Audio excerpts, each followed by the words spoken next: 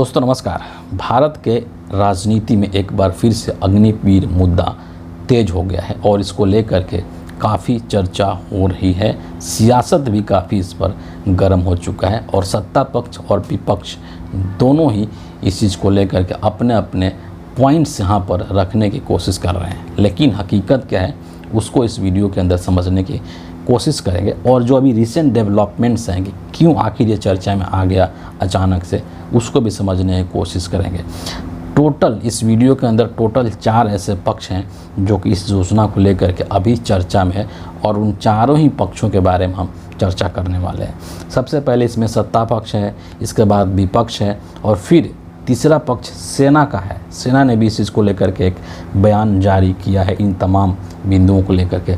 और चौथा और सबसे महत्वपूर्ण पक्ष अग्निवीर के परिवार का है।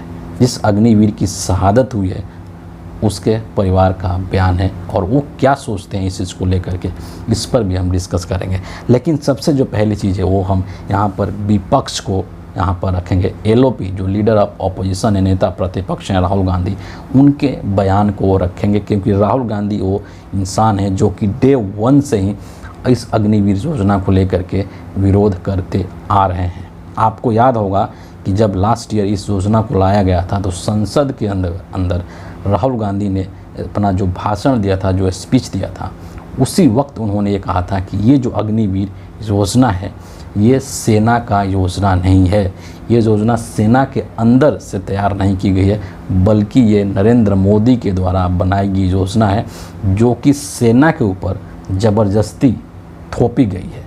ये बात राहुल गांधी ने शुरू में ही कहा था। पूरे देश भर में इसको लेकर के बहुत सारा विवाद हुआ था। बहुत सारे जगहों पर छात्रों ने, जो सेना में जाने के इच्छुक लोग हैं, जो सपना देखते हैं देश की सेवा करने का, उन लोगों ने बहुत विरोध प्रदर्शन भी किया था। कई जगह पर तमाम तरह की खबरें भी आई थी और उसके बाद से लगातार कांग्रेस पार्टी, खास करके राहुल गांधी, इस योजना को लेकर के बोलते रहे हैं। अपने भारत जोड़ो न्याय यात्रा के दौरान भी इस अग्निवीर योजना का उन्होंने हमेशा जिक्र किया है।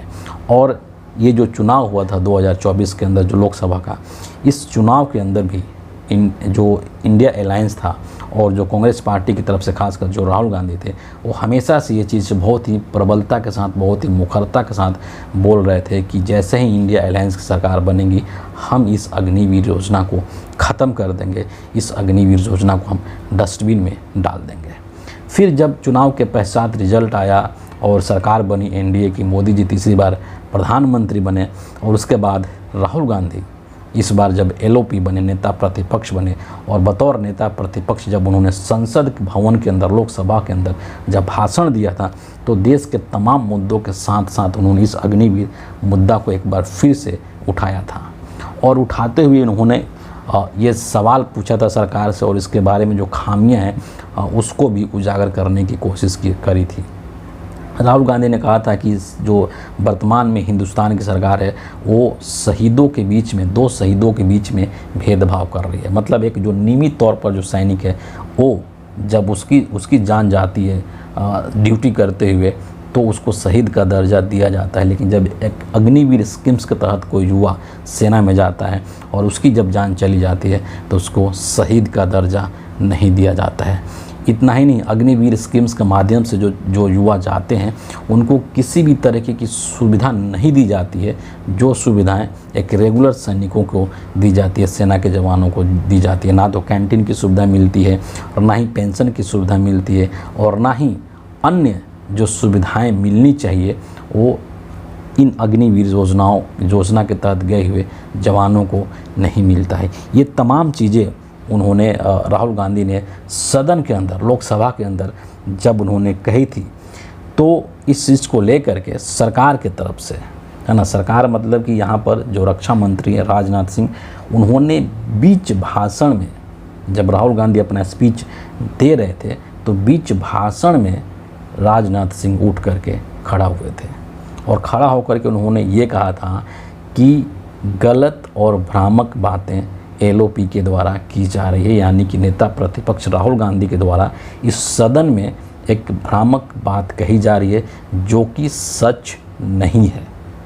इस चीज़ का समर्थन नरेंद्र मोदी ने भी किया था। कि राहुल गांधी जो बोल रहे हैं वो गलत है, नहीं बोलना चाहिए।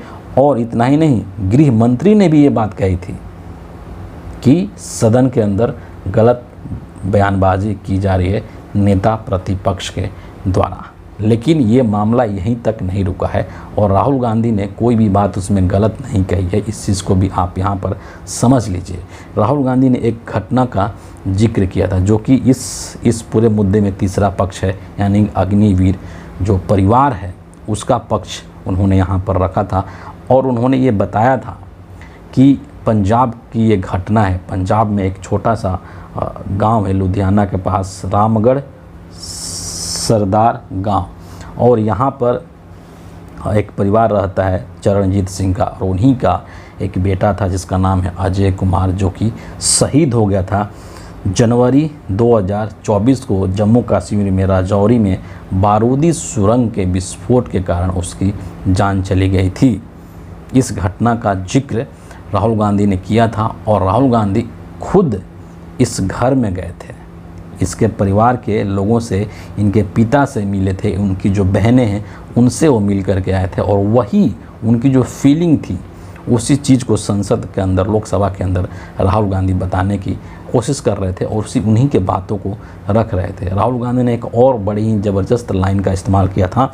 उन्होंने कहा था कि जो ये अग्निवीर योजना है, बेसिकली ये मोदी सरकार इसको किस रूप में इस्तेमाल करती है, तो यूज़ एंड थ्रो मजदूर के रूप में इस्तेमाल करती है। आप सोचिएगा कितना ये खेदजनक है, कितना दुर्भाग्यपूर्ण है कि अग्निवीर योजना के तहत जो युवा भर्ती होता है वो उसके बाद 4 साल के बाद वो पूर्व सैनिक भी नहीं लिख सकता है। सोचिए कितना ये विडंबनापूर्ण है, कितना दुर्भाग्यजनक ये बात है। ये जो परिवार है अजीत कुमार का, जो अजीत कुमार शहीद हो गए अग्निवीर के रूप में और जिनको सरकार ने शहीद का भी दर्जा नहीं दिया, उनके जो पिता है चरणजीत सिंह, उन्होंने यहाँ पर 2-3 चीज़ें बताई है और उन्होंने कहा है कि अजय कुमार की जब मृत्यु हुई तो एक तो उसको शहीद का दर्जा नहीं दिया गया है, नंबर 1। जहाँ तक मुआवजे की बात आई है तो उसको लेकर के यहाँ पर एक राजनाथ सिंह का झूठ और सफ़ेद झूठ पकड़ा गया है और उसी चीज़ को लेकर के ये पूरा विवाद खड़ा हुआ है।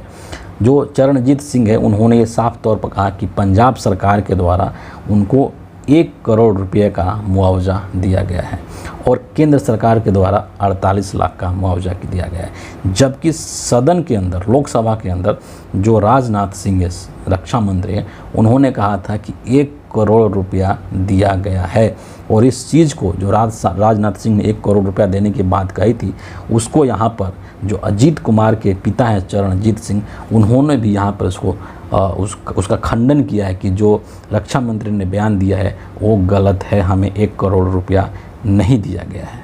तो सोचिए कि सरकार कितना सफ़ेद झूठ बोलती है, खुद झूठ बोलती है और विपक्ष के ऊपर ये आरोप लगाती है। राहुल गांधी के ऊपर ये आरोप लगाते हैं गृह मंत्री से लेकर के प्रधानमंत्री से लेकर के और रक्षा मंत्री, सभी लोग कि एलओपी जो है वो भ्रामक बातें कह रहे हैं।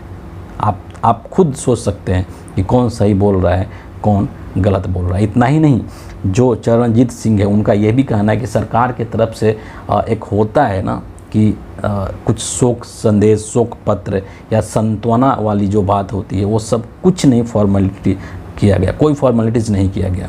और उन्होंने ये भी कहा कि ये जो योजना है वो रद्द हो जाना चाहिए और जो नियमित जो बहाली होती थी उसके आधार पर सेना में बहाली की जानी चाहिए। यहाँ पर साफ साफ पता चलता है कि जो राहुल गांधी डे 1 से सवाल उठा रहे हैं कि ये योजना सही नहीं है, ये योजना रद्द होना चाहिए और इंडिया अलायंस की सरकार बनेगी तो हम इसको ख़त्म कर देंगे और जो नियमित तौर पर बहाली होती है उसको हम पुनर्बहाल करेंगे।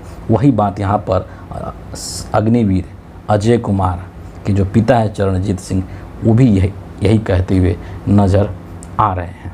अब यहाँ पर एक और चीज़ है, सेना के तरफ से इन तमाम मुद्दों को लेकर के सेना ने अपनी तरफ से एक ट्वीट की है। बेसिकली ट्वीट अंग्रेजी में, उसको हिंदी में मैं यहाँ पर आपके समक्ष रखूँगा। सेना की तरफ से ये कहा गया है कि सोशल मीडिया पर कुछ पोस्ट से पता चलता है कि कर्तव्य निभाते हुए अपनी जान गंवाने वाले अग्निवीर अजय कुमार के परिजनों को मुआवजा नहीं दिया गया है। यहाँ पर सेना के लोग भी अजय कुमार को शहीद कहने से बचते हुए नज़र आ रहे हैं, ये आप साफ देख सकते हैं। इसमें और क्या कहा गया कि भारतीय सेना अग्निवीर अजय कुमार के सर्वोच्च बलिदान को सलाम करती है। अंतिम संस्कार पूरे सैन्य सम्मान के साथ किया गया। अग्निवीर अजय के परिवार को दी जाने वाली कुल राशि में से पहले ही 98.39 लाख रुपए का भुगतान किया जा चुका है। अग्निवीर योजना के प्रावधानों के मुताबिक लगभग 67 लाख रुपए की अनुग्रह राशि और अन्य लाभ पुलिस वेरिफिकेशन के तुरंत बाद फाइनल अकाउंट सेटलमेंट पर भुगतान किए जाएंगे। कुल राशि 1.67 करोड़ रुपए की होगी। यहाँ पर भी राजनाथ सिंह की गलती निकल करके सामने आती है। सेना जो है, सेना के जो लोग हैं, सेना के जो अधिकारी हैं, जो उनका कहना है कि जो कुल राशि होगी वो 1.69 करोड़ रुपए की होगी, जिसका कि भुगतान किया जाएगा। लेकिन यहाँ पर राजनाथ सिंह ने क्या कहा कि 1 करोड़ भुगतान किया गया है। यानी कि अभी तक, ये जनवरी 2024 का घटना है जब वो अजीत कुमार शहीद हुआ था, लेकिन अभी तक कुल राशि का भुगतान नहीं किया गया है। और उसमें भी झूठ बोल रहे हैं राजनाथ सिंह कि हम 1 करोड़ दे चुके हैं, वहाँ पर भी झूठ बोल रहे हैं। और एक और चीज़ यहाँ पर, यानी यहाँ पर कहने का मतलब क्या है, सब मिला करके सारांश यही है कि जो सत्ता पक्ष है, जो नरेंद्र मोदी की सरकार है, आप इससे अंदाज़ा लगा सकते हैं कि किस तरीके से झूठ बोल रही है और किस तरीके से इस देश को गुमराह कर रही है। खुद इस देश को गुमराह कर रहे हैं, देश के लोगों से भ्रामक बातें कर रहे हैं, और इस तरीके का आरोप ये लोग एलओपी पर लगा रहे हैं, राहुल गांधी पर लगा रहे हैं। ये कितना शर्मनाक है। राजनाथ सिंह को शर्म आनी चाहिए, गृह मंत्री अमित शाह को शर्म आनी चाहिए, और प्रधानमंत्री नरेंद्र मोदी को भी शर्म आना चाहिए। इस योजना को लेकर के एक और अंतिम बात यहाँ पर मैं कहना चाहूँगा कि जो अग्निवीर योजना है, और इस योजना को लेकर के राहुल गांधी ने जो बात कही थी कि ये योजना सेना पर थोपी गई है, ये योजना सेना की तरफ से नहीं लाई गई है, इस चीज़ का एक तरीके से इसको पुख्ता किया था, इसको सही बताया था सेना के एक पूर्व प्रमुख ने, नरवणे साहब ने, जिनकी की एक बुक भी आने वाली थी, और उस बुक में उन्होंने इस चीज़ का उल्लेख किया है कि जिस तरीके से मोदी सरकार ने अग्निवीर योजना को लागू किया था, वो सेना के लिए बहुत ही शॉकिंग था, आश्चर्यजनक था। ये पूर्व जो सेना प्रमुख है उनका ये कहना था। तो कुल मिलाकर के यही लगता है कि जो मोदी सरकार है और इनके जो मंत्री हैं, इनकी जो पूरी की पूरी बुनियाद है वो झूठ पर टिकी हुई है ना। सेना में जाने वाले जो युवा हैं, जो देश का सेवा करने का ख्वाब पाले हुए थे, जो सपने सोचे हुए थे, उनके भविष्य को इन्होंने ख़त्म कर दिया, उनके सपनों को इन लोगों ने चकनाचूर कर दिया। इसके बावजूद भी इनके अंदर थोड़ी सी भी रिग्रेट वाली फीलिंग नहीं है। एक तो चोरी और ऊपर से सीना चोरी।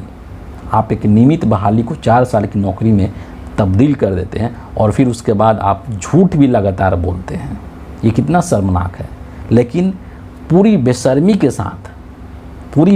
के साथ नरेंद्र मोदी सरकार के मंत्री और खुद नरेंद्र मोदी झूठ पर झूठ, लगातार झूठ बोले जा रहे हैं, जो कि दुर्भाग्यपूर्ण है। ऐसा नहीं होना चाहिए। इतने उच्च पदों पर बैठे हुए लोग हैं, जनप्रतिनिधि हैं, लोगों का प्रतिनिधित्व करते हैं, देश चला रहे हैं, संवैधानिक पदों पर हैं, लेकिन बावजूद इसके ये इस तरीके के सफ़ेद झूठ जो बोल रहे हैं वो नहीं बोलना चाहिए। फिलहाल इस वीडियो के लिए इतना ही है। आप सभी का बहुत बहुत धन्यवाद।